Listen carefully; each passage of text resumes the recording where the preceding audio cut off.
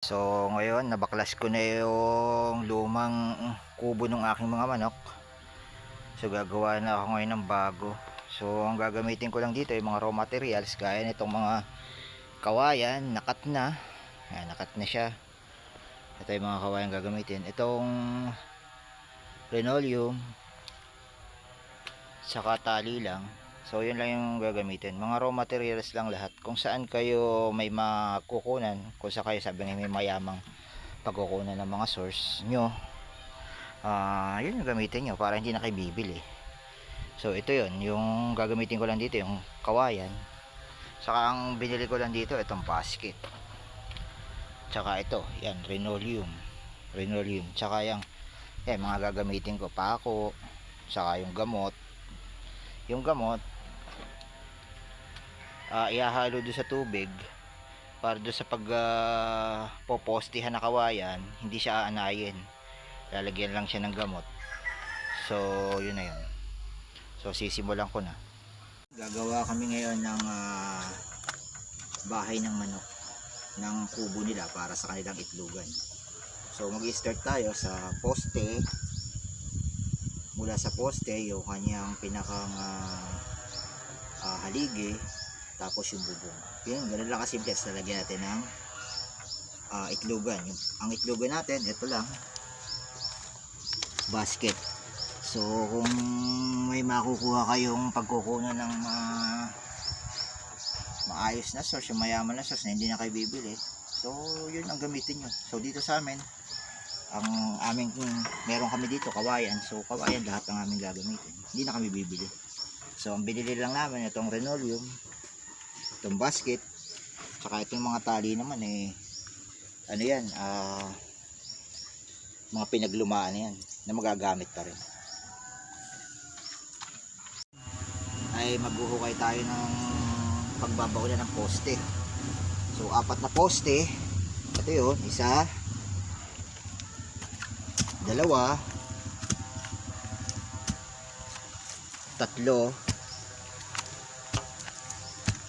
tsaka ito, 4. So yan yung pagbabaunan ng poste. So hukayin ko muna para maibaw natin yung poste. So ngayon nakapagbutas na tayo ng isa. Ito, so ang lalim ng ating poste dapat at least 1 feet para kahit pa paano matibay siya. So at least dapat mga 1 feet man lang yung lalim ng poste ng kubo o gagawin kubo ng itlogan ng ating mga manok. So at least 1 feet. So na tapos ko ng butasan yung 4 na poste, 1, 2, 3, 4. Ngayon magtitimpla naman tayo ng gamot para lalagyan yung mga butas ng poste para hindi siya anayin. So ano itong gamot na nilalagay ko? So simple lang to. Malatayon lang to, at plain water plus malatayon lang. So ganyan lang kasimple. Ilalagyan ko lang ng malatayon, yung plain water,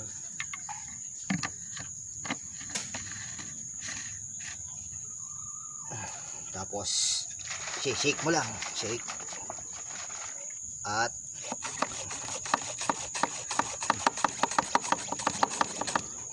lalagyan mo lang yung bawat butas para hindi siya anayin.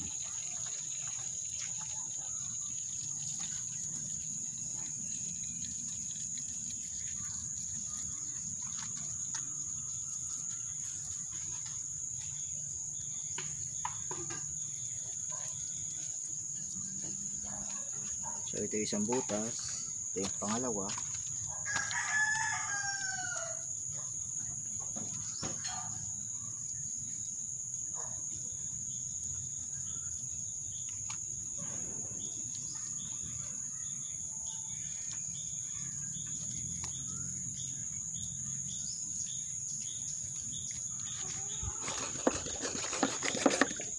pangatlo.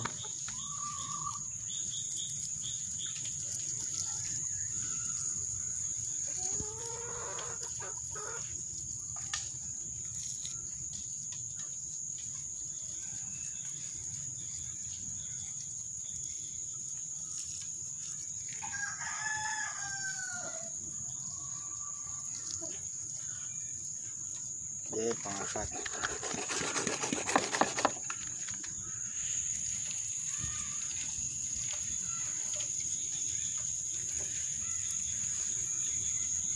Kaya mo dito sa akin. Dito sa dito.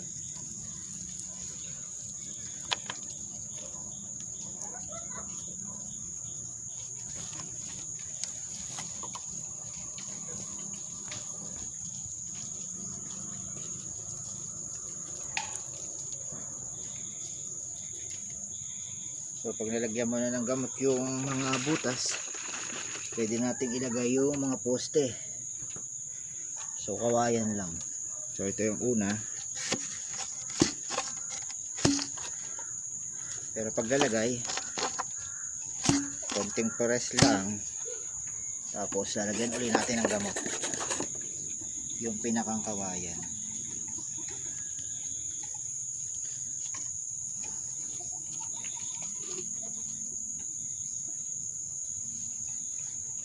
Para hindi siya anayin. Isa. So ito yung pangalawa.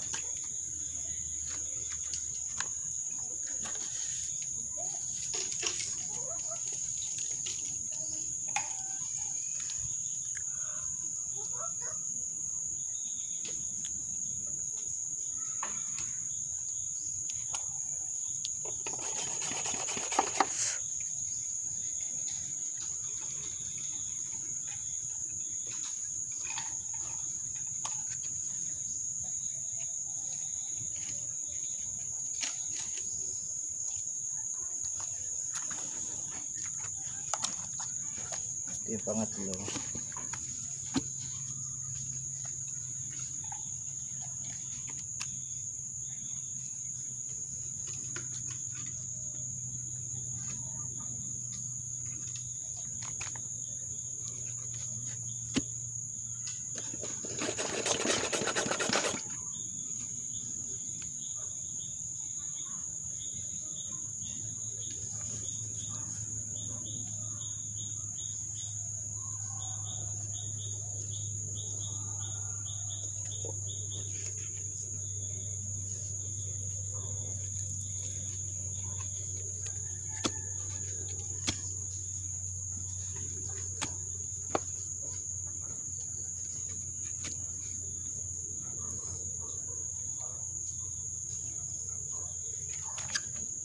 Tapos ito yung pang-apat. Bigyan natin ng konting bato. Kasi ano to? Yung shovel. Pabot.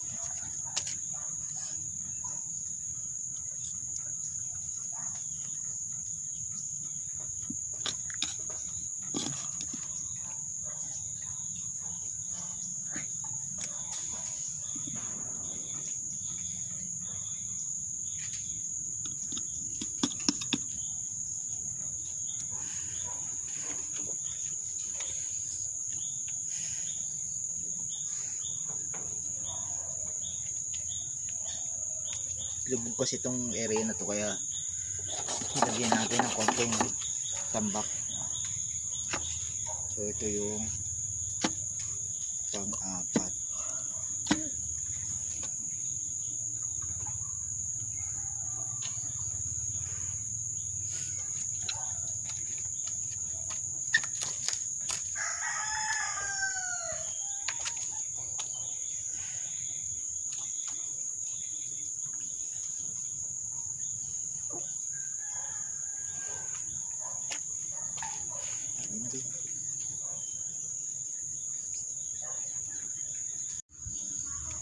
So ngayon, binuo na namin yung mga haligi niya. 1, 2, 3, 4. So ang taas nito ay 4 feet itong ating haligi. So 1 feet yung nakabaon, bali 3 feet yung nakaangat.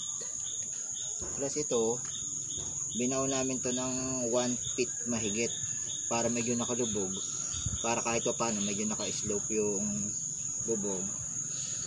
So dudulas yung tubig papunta rito sa likod. Tapos check natin kung pantay.